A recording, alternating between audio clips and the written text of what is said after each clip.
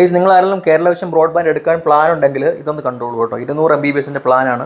അവസ്ഥ കണ്ടോ, ഇതാണ് അവസ്ഥ. 200 MBPS പ്ലാനാണ് ഞാൻ എടുത്തേക്കുന്നത്. 1200 കൊടുത്തിട്ടാണ് റീചാർജ് ചെയ്തേക്കുന്നത്.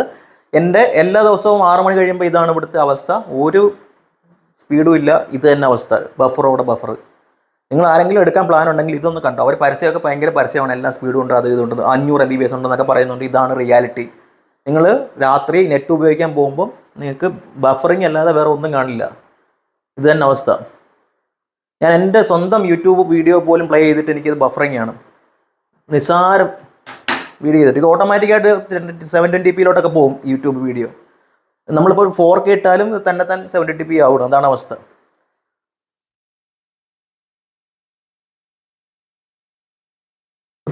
ഇപ്പോൾ പറയുകയാണ്, ഞാൻ വിളിച്ചപ്പോൾ പറയുകയാണ് അവർ സ്പീഡാക്കാൻ നോക്കാമെന്ന്. രാവിലെ ഞാൻ പറഞ്ഞു നിങ്ങൾ ഇപ്പോൾ ഇത് ചെക്ക് ചെയ്യ്, ലൈവായിട്ട് എനിക്ക് ഇഷ്യൂ ഉണ്ട്, നിങ്ങൾ പ്രോപ്പറായിട്ട് ലൈവായിട്ട് ചെക്ക് ചെയ്യും. അതവർക്ക് പറ്റത്തില്ല, അവർ വിളിക്കാമെന്ന്.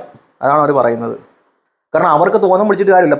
പകൽ സമയത്തിന് ഇതിനൊരു ഇഷ്യൂ ഇല്ല. ഇപ്പോൾ രാത്രി ആകുമ്പോഴാണ് ഇതുവരെ വീഡിയോ പ്ലേ ആവുന്നില്ല. നോക്കിക്കോണം, രാത്രി ആകുമ്പോഴാണ് ഈ പ്രശ്നം. അവർക്ക് രാത്രിക്ക് സമയത്ത് ചെക്ക് ചെയ്യാൻ സമയമില്ല.